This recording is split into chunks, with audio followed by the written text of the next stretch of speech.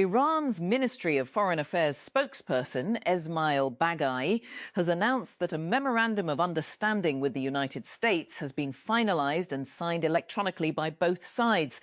He added that the agreement has already gone into effect. It's been called Ramageddon. AI's insatiable demand for hardware has caused a worldwide shortage of memory chips.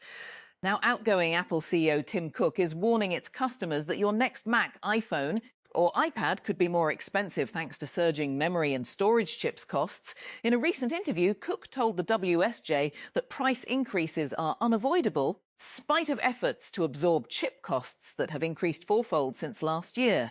He described the situation as unsustainable. Harry Kane scored twice in the first half as England eventually saw off Croatia 4-2 to launch their World Cup assault in Texas. Jude Bellingham immediately after half-time and substitute Marcus Rashford with 5 minutes to go ensured a winning start for Thomas Tuchel's side after Croatia had fought back to level at 2-2 in Wednesday's game. Harry Kane scored twice in the first half as England eventually saw off Croatia 4-2 to launch their World Cup title assault in Texas on Wednesday. Jude Bellingham immediately after half-time and substitute Marcus Rashford with 5 minutes to go ensured a winning start for Thomas Tuchel's side after Croatia had fought back to level at 2-2. CCTV footage released by police shows thieves using a bulldozer to tear an ATM from the front of a bank branch in eastern England. The entire raid took less than 4 minutes, leaving behind a trail of damage. A top Huawei executive's admission that the Chinese telecom company illegally conducted business in Iran can be used in the upcoming US trial against Huawei, a US judge has ruled. The ruling was filed in Brooklyn Federal Court on Tuesday.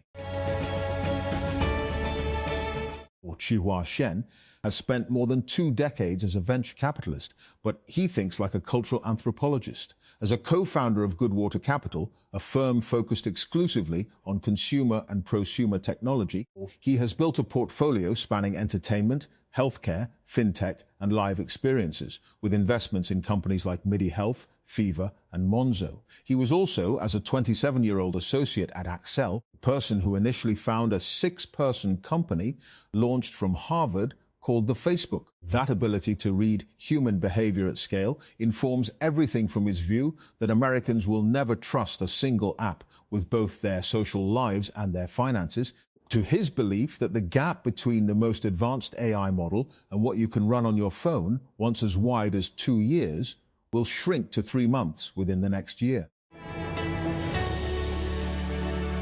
A senior United States official has read the text of a memorandum of understanding to end the US-Israel war with Iran during a call with reporters. The account is the clearest yet from the administration of US President Donald Trump on the deal, which is scheduled to be signed in a ceremony by both sides on Friday.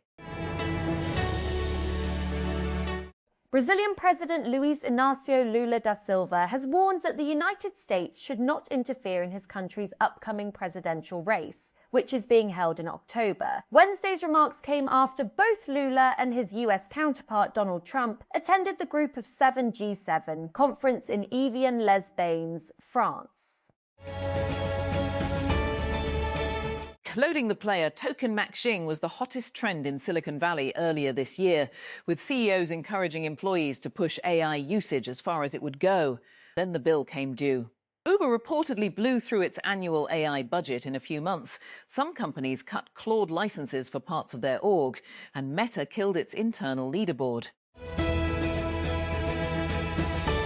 Snap's long-awaited AR glasses specs didn't have the best debut. The company's stock hasn't been on the healthiest trajectory lately. It's dropped 30% over the past year. Following specs launch, it sank more than 5%, falling from $5.86 a share on Tuesday to a low of $4.83 on Wednesday morning. As of this writing, the stock still hasn't recovered the position it held prior to the announcement.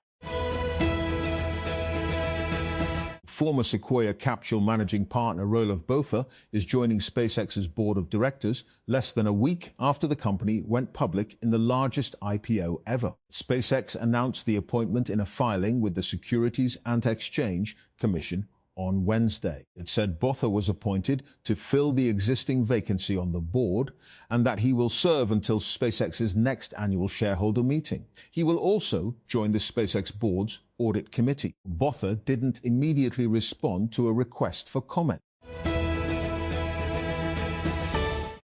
Ghana midfielder Thomas Partey, who is facing trial on rape charges in Britain, lost a court challenge on Tuesday that would have allowed him to enter Canada for his side's World Cup opener in Toronto.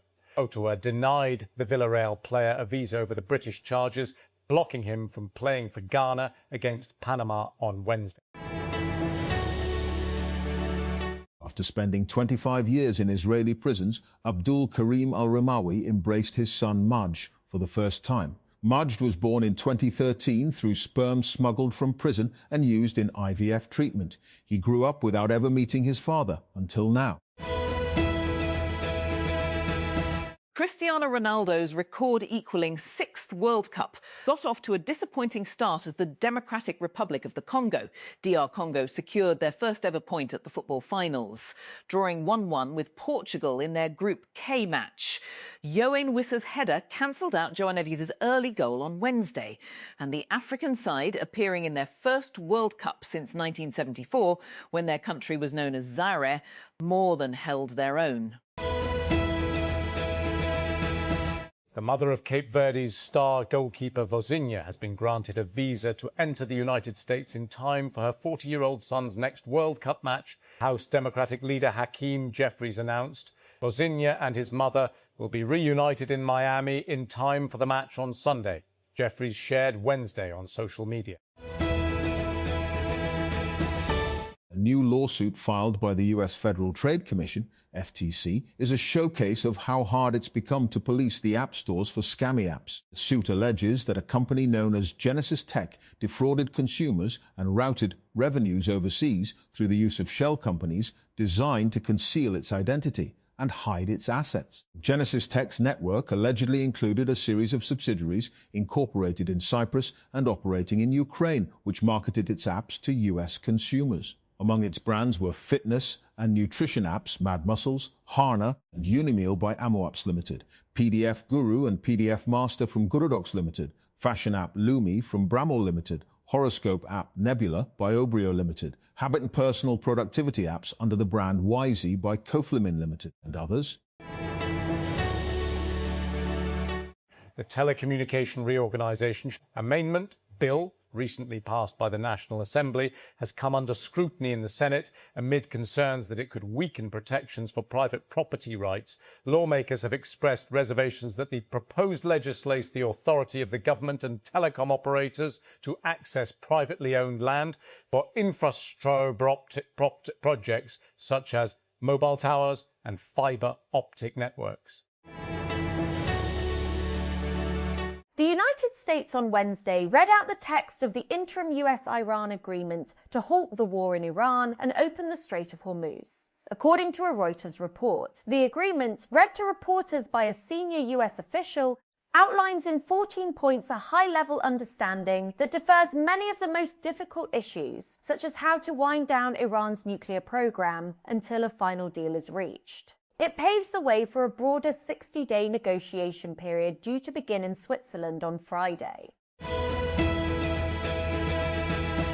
Cristiano Ronaldo's record-equalling sixth World Cup got off to a disappointing start as the Democratic Republic of Congo secured their first ever point at the finals, drawing 1-1 with Portugal in their Group K match in Houston on Wednesday. Yoane Wissa's header cancelled out João Neves' early goal, and the African side, appearing in their first World Cup since 1974, when it was known as Zaire, more than held their own. The United States Federal Reserve will hold interest rates steady at 3.5 to 3.75% amid heightened inflationary pressures on the U.S. economy. The central bank announced the decision, which was unanimous, on Wednesday following its first two-day policy meeting under the leadership of Kevin Warsh, who took over the job of governor from Jerome Powell last month. United States President Donald Trump has suggested that the signing of a memorandum of understanding beginning the process of ending the US-Israeli war with Iran could still fall through. Speaking to reporters from the Group of Seven G7 summit in Evian, France on Wednesday, Trump was non-committal when asked how confident he was that the signing planned for Friday would proceed. In various statements throughout the day, Trump said Washington would resume bombing if Iran does not behave. Ukraine's bid to join the European Union, EU, received a boost this week. Accession negotiations finally kicked off, and Ukraine is hoping that will provide some security guarantees as the war with Russia drags on. Iran's foreign ministry has said that the signing of a memorandum of understanding in Switzerland, expected to take place on Friday, could take place in the presence of President Masoud Pezeshkian and Donald Trump. Previously, Iran had said that Washington and Tehran would be represented by Vice President J.D. Vance and Parliament Speaker and top negotiator Mohammad Bagher Ghalibaf, respectively.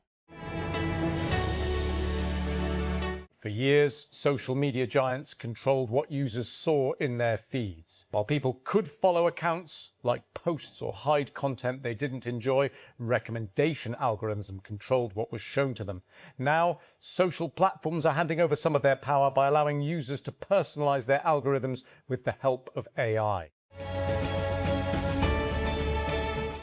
Cybercriminals have compromised tens of thousands of Fortinet firewalls and VPNs used by major companies all over the world, according to two cybersecurity firms. The widespread hacking campaign, which is ongoing and has been dubbed FortiBleed, appears to not involve abusing any unknown vulnerability in the targeted devices, but rather on a more basic issue. Companies may not be changing passwords to the firewall, nor making sure that the credentials they use for sensitive systems exposed on the internet are not already known by hackers.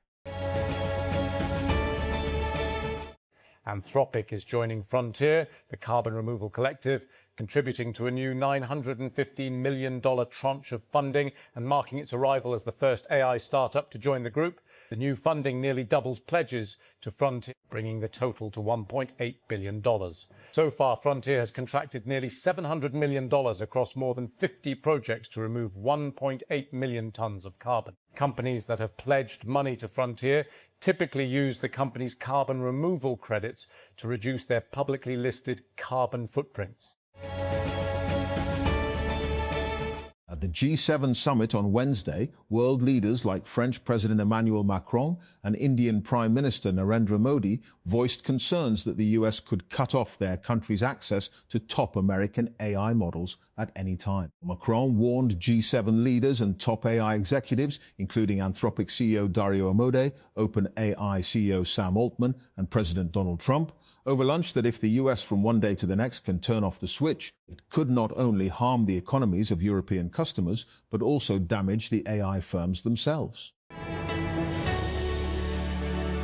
Authorities have sealed a well-known fast food outlet, Redapple, operating inside F6 Markaz, Islamabad, over allegations of issuing unverified sales tax receipts. According to initial reports, the action was taken after concerns were raised regarding the alleged issuance of non-authenticated or improper tax invoices. Tax enforcement teams later intervened and sealed the premises. Chackwell.